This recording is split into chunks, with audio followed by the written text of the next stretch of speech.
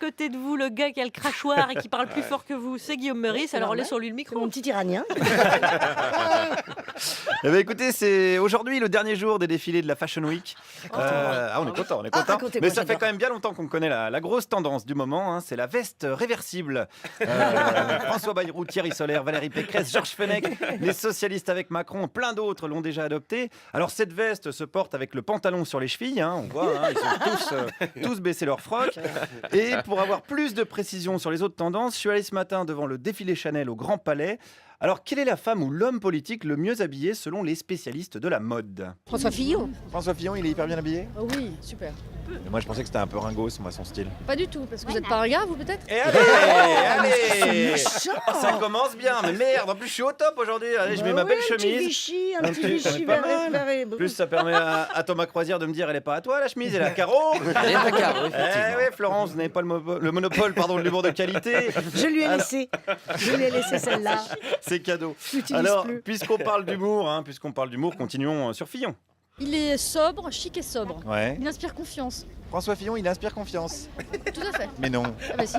mais au niveau vestimentaire seulement du coup. Non, c'est toute sa personne m'inspire totalement confiance. Même en ce moment-là. Mais surtout en ce moment. Ah bah tu m'étonnes, hein. S'il y a bien un gars à qui j'ai envie de confier mes économies en ce moment, c'est bien Fillon.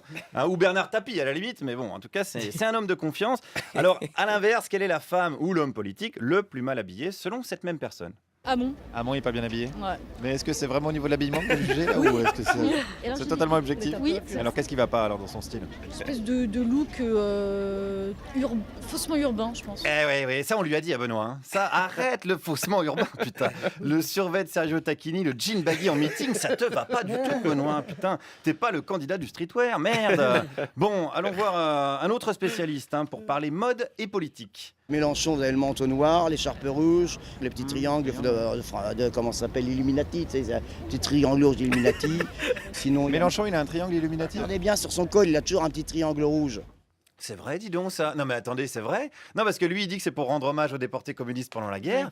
Mais non mais si ça se trouve c'est un Illuminati. Ouais, c'est ça, ouais. D'ailleurs c'est l'Illuminati le moins discret du monde. Hein. Parce que le principe c'est la discrétion normalement. Tu portes pas un pins je veux dominer le monde et manger tes enfants hein, normalement. Mais bon on apprend des choses quand même à la Fashion Week.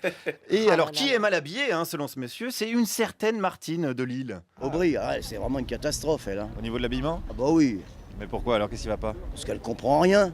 Qu'est-ce qu'il faudrait qu'elle fasse? Bah, qu'elle se fasse inviter ici, qu'elle s'habille avec des vêtements un peu du coin, là, puis faire un peu la prétentieuse, comme ils font tous. Ah elle fait pas assez prétentieuse? Ah non, elle fait pas prétentieuse, elle fait vraiment ringarde. Ah bah bienvenue au club Martine, tiens. Ah, si tu deviens ministre de l'Intérieur en charge de la Fashion Police, je pourrais être commissaire, je pense. Alors comment devrait être habillée Martine Aubry selon ce monsieur? Eh ben peut-être comme lui-même a habillé sa femme qui était présente à ses côtés. Alors j'ai envie de dire description. Donc voilà, un sac de graines d'engrais. Voilà, Dior. Vous êtes habillé en sac d'engrais. En sac d'engrais Dior. Voilà, monté sur une robe ancienne.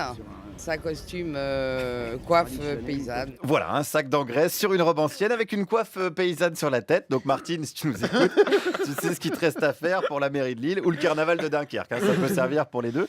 Alors attention Florence, parce que là ça va vous concerner. C'est pas tout, parce que comme conseil, voilà, puisque ce couple avait un chien. Et le chien alors? Ah, le chien, on l'a habillé fluo parce que comme ça tout le monde le voit. Et normalement, il a une bande Adidas signée par, comment il s'appelle, le tennisman Tsonga, mais on l'a perdu. Il l'a perdu. Le chien a perdu l'autographe de Tsonga. Ah ouais, c'est malheureux, j'en suis malade, mais comme ça, il perd tout le chien. Ah, mais il est fashion quand même. Ah, il est très fashion. Oui. En tout cas, c'est le chien le plus fashion hein, que je n'ai jamais vu. Et encore, il a perdu l'autographe de Tsonga. Sinon, il était encore dommage. plus fashion. Il tuait le fashion game, hein, le Yinche. Hein, ça me donne envie d'adopter un Yorkshire et de me le faire dédicacer par Florence Foresti. Gros succès pour ce chien, parce qu'il y avait beaucoup de photographes, évidemment. Des photographes amateurs. Amateurs de quoi? Je fais des photos des mannequins à la sortie. Ouais. Voilà. C'est la mode qui vous intéresse? Oh, pas trop, non. Alors, qu'est-ce qui vous intéresse? Je vous dis, le mannequin. Ah oui, les filles, alors, du coup. Oui, voilà. C'est Paysage en vrai, non féminin. Ouais, le paysage féminin, voilà, pas les vêtements, mais ce qu'il y a en dessous. On va pas lui en vouloir, hein, c'est certainement plus agréable à regarder que le paysage politique. Merci Guillaume Meurice.